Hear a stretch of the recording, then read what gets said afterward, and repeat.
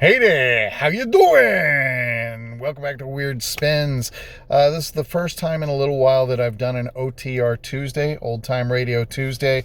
I'm going to keep it short, simple, and sweet because I don't have a whole lot of background history on this show.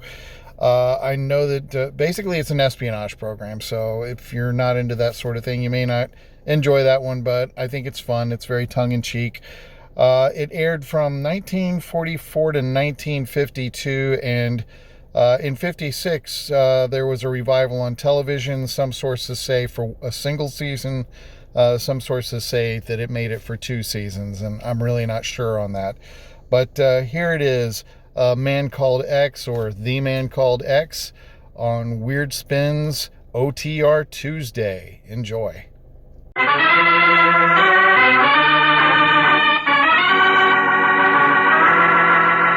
Listen to Herbert Marshall as The Man Called X. Wherever there is mystery, adventure, intrigue, in all the strange and dangerous places of the world, there you will find The Man Called X.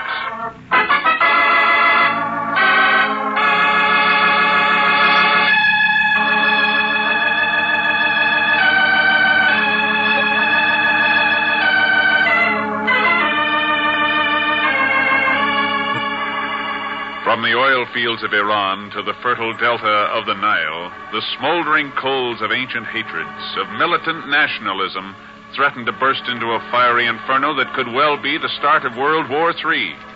And who would there be to say whether such a flaming holocaust came into being accidentally or was deliberately ignited as a weapon of destruction aimed at the Western democracies?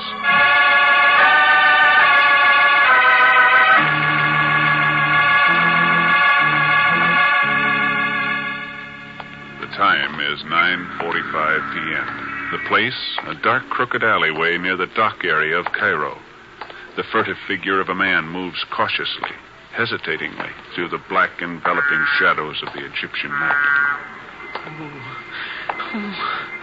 Why do I do these things anyway? A guy could get his throat cut out here, and for what? A few measly bucks. Believe me, if it wasn't for that, I'd never do it. Where's Uncle Ahmed anyways? He said he'd meet me here. Where is he? Where is Cousin Ismail? Oh, where is anybody? Right behind the Effendi. Who? Oh, Uncle Ahmed, it's so dark for a minute I thought you were somebody else. Oh, you are somebody else. Quiet, Zellschmidt. That is the blade of a knife you feel pressing against your throat. It is? Listen. There is a certain man aboard the British cruiser Hellenic out in the harbor. A certain Pasha Kent Thurston. He must board the Cairo Port Said Express at midnight. Compartment C3. With him, he must have 100,000 pounds sterling. Repeat that. Cairo Port Said Express. Midnight. Compartment C3. 100,000 pounds sterling? You will see that he is there with the money. Otherwise, your life will be forfeit. But what if he don't want to go? He will go, Zellschmidt. When you tell him that with 100,000 pounds, he will be able to purchase a halfpenny stamp.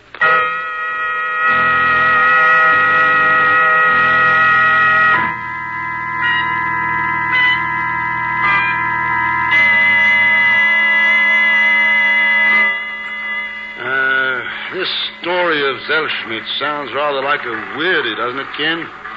Could be a trap, you know. I doubt it, Jim. I had a hunch Pagon and his uncle Ahmed could help us out on this. I think they've done it. Well, Zellschmidt said this knife-wielding character did mention a halfpenny stamp, but is it the one we're after? Well, it has to be. What other stamp could possibly be worth 100,000 pounds? Yes, 20 times that if it contains the data we want.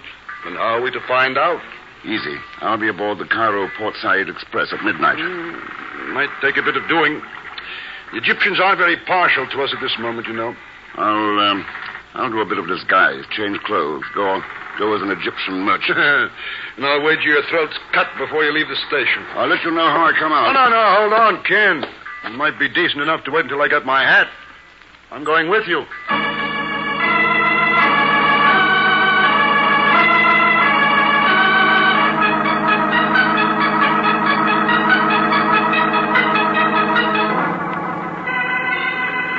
this is the right car, Ken?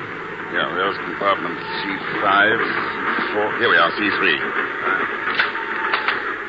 Come in, please, gentlemen. Come in. There's more than enough room for all of us. Who are you? My name is Touros, gentlemen. Dimetro Touros. This happens to be a private compartment, Mr. Touros. Or didn't you know? Oh, yes, I was quite aware of that fact. I have been waiting for you, Mr. Thurston, and for Commander Stevens. Yeah. How'd you know who we are? I have connections, sir, but that is not important now. What is? The fact, sir, that I am a philatelist, a stamp collector, and my reason for being here is the same as yours. A certain halfpenny stamp. What stamp is that? Gentlemen, some 5 years ago, a British intelligence agent managed to infiltrate into a certain organization, a Middle East Strategy Committee, whose orders came from a city which might well be called Moscow. Am I correct, Commander Stevens? You were saying something about a stamp, Mr. Touros. Yes. That agent managed to acquire quite a fund of information about this committee, such as its concern with the Iranian oil situation, its interest in the anti-British riots in Egypt, and he inscribed it all, every fact, name, place, upon the back of a halfpenny stamp. Oh, come now, Touros. One could hardly write a phone number on the back of a stamp, let alone all that data you're mentioning. As you know, the agent was a specially trained calligrapher, one who could inscribe the Lord's Prayer on the head of a pin. So? The agent was arrested by the committee and murdered. The stamp disappeared. It is now somewhere in Egypt, avidly being sought by Russian agents, by British agents, by certain Arabian potentates. And by Dimetro Touros. Yes, as you say, Mr. Thurston, by Dimetro Touros. What's your interest in it? Strictly financial. That stamp is worth a great deal of money to the interested parties I have mentioned. Here, one of my cards. I trust you will visit me one day soon at my home in Port Said. Thank you, gentlemen. Good night. Well, now what you make of that, Ken? One thing's for sure. Our friend Touros is well informed about that halfpenny stamp. But he's not the man we came to meet. Oh, what makes you think that? Those bloodstains on the carpet. Bloodstains on the... Yes. Right next to that window seat. What in the world? There's luggage space under that seat. Let's take a look.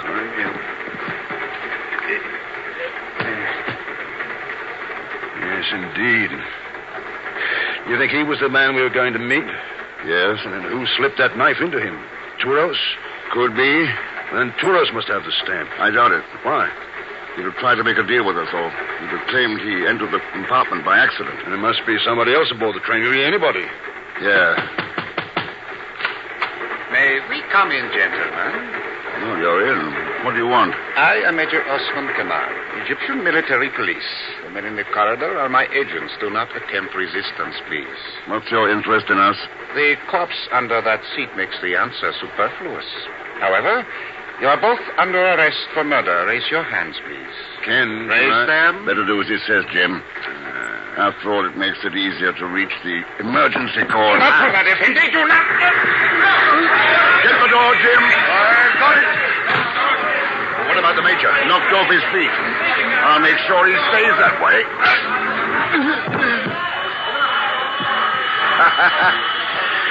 Touch of genius, Ken, pulling an emergency cord. There's certainly no time to mess around with a murder charge, but where do we go from here? Port Said. Port Said? If the stamp's aboard this train, that's where it's headed. The window, Jim. We'll get out that way. Come on.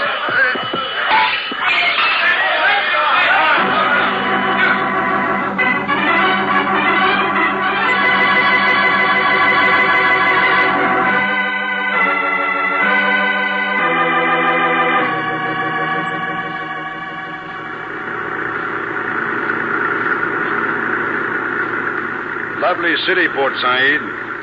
Despite the trouble we had getting here. Though I must confess I don't feel one bit closer to that stamp. That's why I want to visit our friend, Dimetro Touros. He's the only lead we have. Yes, well... according to the address on his card, this should be his home. Yeah.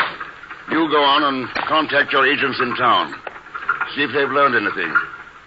I'll talk to Toros here, and we'll meet at the El Akbar Hotel tonight. Right.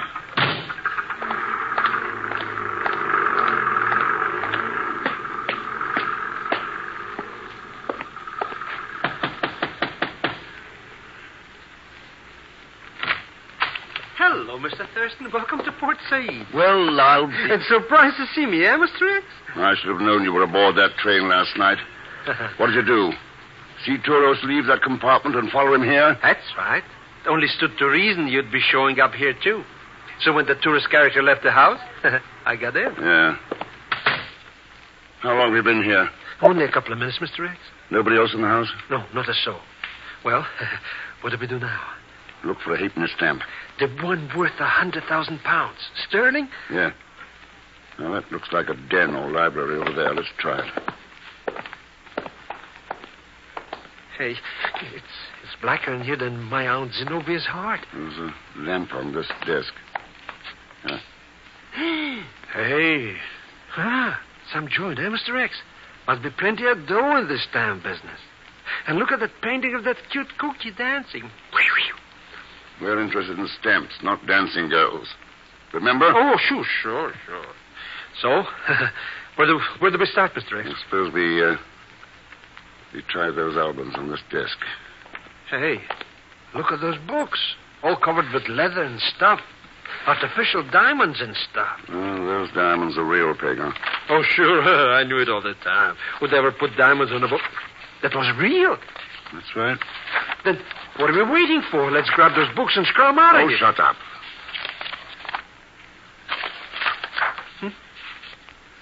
Find something, Mr. X? Take a look at this page. What's that to look at? Just stamps. Halfpenny stamps. Hey, maybe one of them's that the one that Joker said you should meet him on the train so you could pay him off, and it's worth almost $500,000. Yeah. Let's check them. But how are you going to do that, Mr. X? What are you going to look for?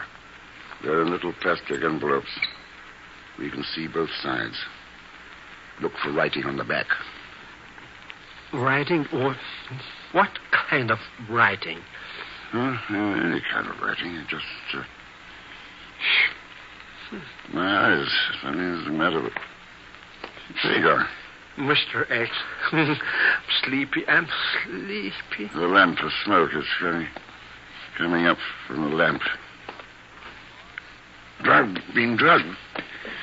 Got to get out of here. Oh. Sure, Mr. X. Gotta get... Hang on. Stay up. Get the lamp. Drugs coming from the lamp. I got to turn it out. Turn it. Oh.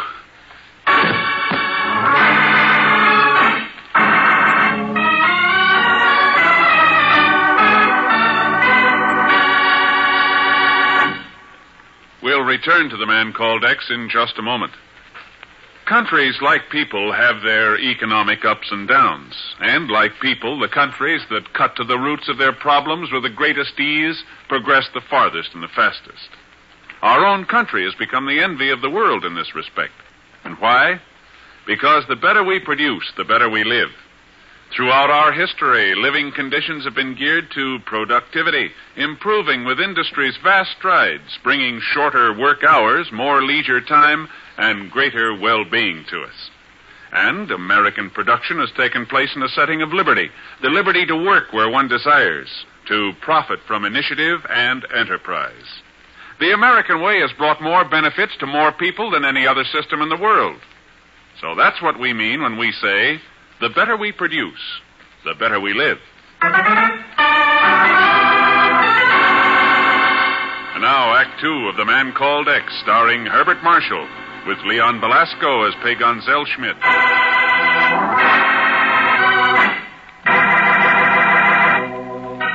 It is only a little colored piece of paper, a halfpenny stamp, but on its back it contains information that could quench the rising flames of unrest in the Middle East, or could lead to World War III. And now Ken Thurston is in Port Said, Egypt, searching for the stamp in the home of Dimitro Touros. A search that is suddenly terminated when he and Pagon come under the influence of some strange drug.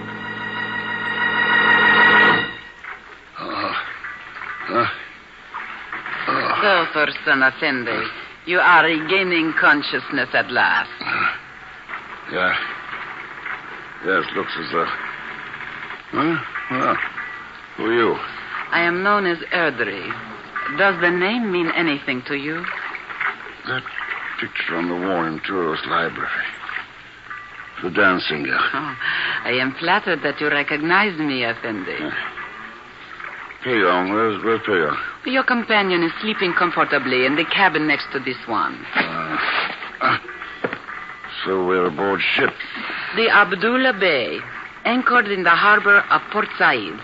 It is my husband's yacht. Husband? You have already met him. Dimitro Touros. That is quite correct. Why bring me here? Is it so difficult to fathom, Effendi? We are all after the same thing. The halfpenny stamp. No, it still doesn't make sense. Unless you working with your husband, Audrey, or against him. Dimitro is a pig. Does that answer you? It gives me a general idea, yeah. Well, then let me give you more specific ones. On the Port Said waterfront, there is a cafe known as the Star of Heaven. Tonight, in the Star of Heaven, you may be able to find the halfpenny stamp that you seek. That's interesting. Anything else? I understand it will be in the custody of one I have heard referred to only as the man with the third green eye. Well, not very enlightening, is it? It will have to do.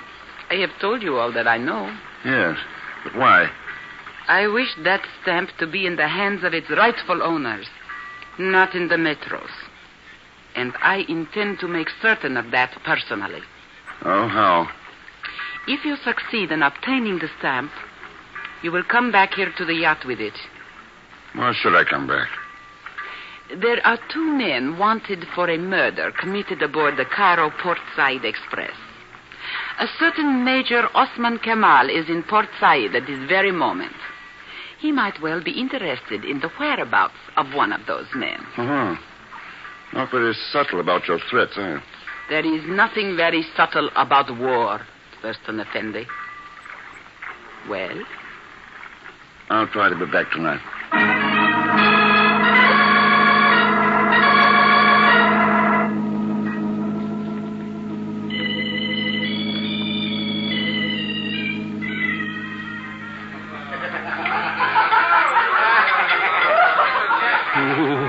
These carriages would cut your throat for nothing, even less maybe.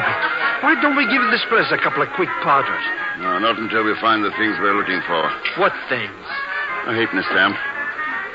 A man with a third green eye. Now, what kind of talk is that? Pardon, Effendi, your order. For you, Effendi, best coffee, black, thick, and hot. Thank you. And for you, Effendi, Halib, milk, pure and sweet from the cow. Milk? But I ordered a triple scotch. I changed the order. What do we owe you, waiter? Nothing, Effendi. It has been paid for. How do you like that? First free loading I get in 6 months, and I went up with milk. Mighty nice, waiter. Who arranged it? The proprietor, Abdul Hafiz Ben. Hafiz Ben? Yeah, that is he, standing near the rear door. Hey, Mr. Thurston, that Hafiz Ben joker. He's the... Yeah. Thank him for us, waiter. And here for you. Oh, 1,000 thanks, Effendi. May the blessing of Allah... But, Mr. X, look at that Hafiz Ben guy. And what's on the turban he's wearing? I see it, Pagan. A brilliant green emerald. Sure, and it's sitting almost in the middle of his forehead. A guy with a couple of drinks or 2 under his belt could even think maybe it was... A third green eye, Mr. Zellschmidt? That's right, a third green... That a guess, Touros? Or do you know? I know. I can assure you that Abdul Hafizban is the man with the third green eye. And the man who has the stamp? Quite nice of you to invite me so cordially to join your table, gentlemen. The gun you've got inside that napkin says we haven't much choice. Quite right, Mr. Thurston. Though it is only .22 caliber, it would be quite deadly if aimed properly. Well, sir, Shall we indulge in some friendly conversation regarding a halfpenny stamp? You must realize by now that I want it, sir. Want it very badly. And before this evening is out, I shall possess it. Then why waste time with me? My dear sir, it is hardly a waste of time to remove the last obstacle from one's path. You will notice that the band is playing louder. The music will shortly reach a pitch where the sound of 2 shots muffled in this napkin will go entirely unnoticed. Just like that, eh? Just like that, sir. Well, at least there's time for me to finish this coffee. My face! My face! Let's have that gun, Toros. I will kill you, Docion. Let's have it, Toros. I will. Oh, Mr. Docion. Come on, that rear door. Yeah, but where are we going? We've got a date, Dagon. The man with the 3rd green eye.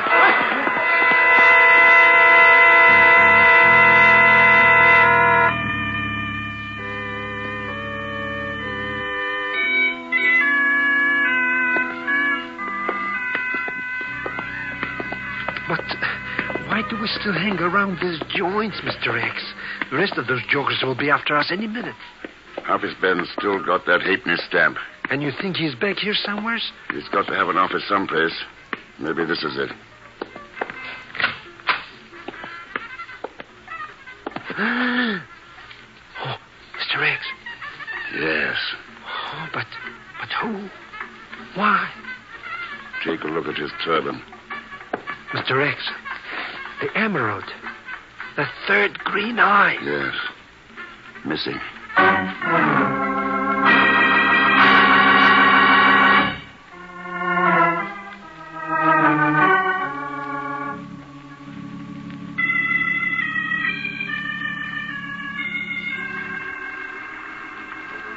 So the man with the 3rd green eye is dead, Thurston Effendi.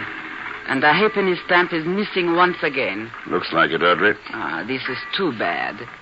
But at least there is one consolation. Demetra did not get his filthy hands on it. Yeah. Well, I've kept my promise. Might as well be going. Well, Major. And you remember me, Thurston Effendi? Sure. Looks like you pulled a neat double cross, Audrey. Perhaps it would not have been necessary if you had returned with the halfpenny stamp, Thurston Effendi. So you're in on this, too. What about that military police gag? Merely a subterfuge to question you and Commander James Stevens at leisure. Circumstances prevented that aboard the train. Nothing shall prevent it now.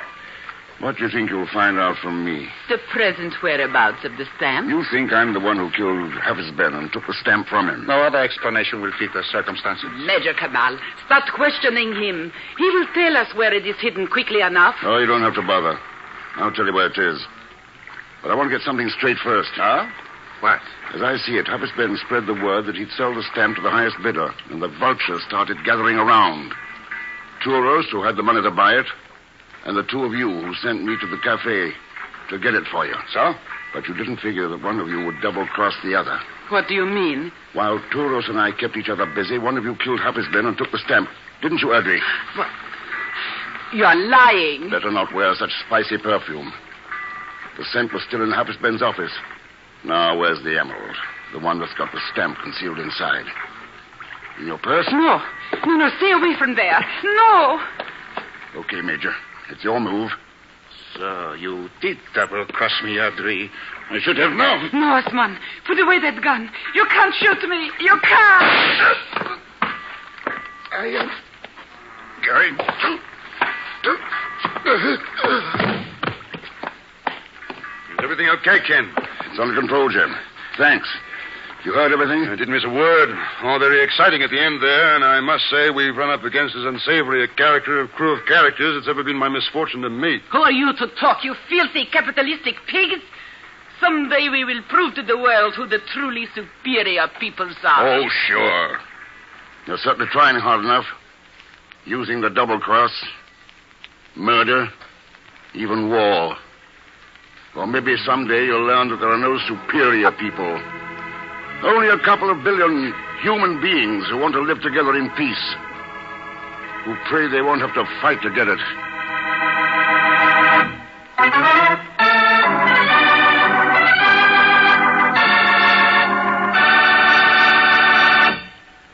here's our star, Mr. Herbert Marshall. Thanks for being with us. And my thanks to Lucille Meredith, John Dana, Ed Begley, John Stevenson, and Lou Krugman. Next week, South America.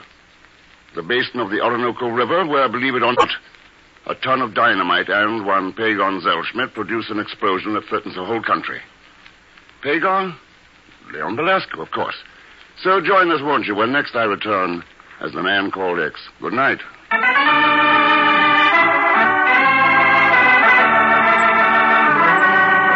The Man Called X, starring Herbert Marshall, is a J. Richard Kennedy production with music by Milton Charles. Tonight's story was written by Sidney Marshall. This program is directed by Jack Johnstone. All characters and incidents on this program are fictitious, and any resemblance to actual characters or incidents is purely coincidental. And now, until next week, same time and station, this is Hal Gibney saying good night for The Man Called X.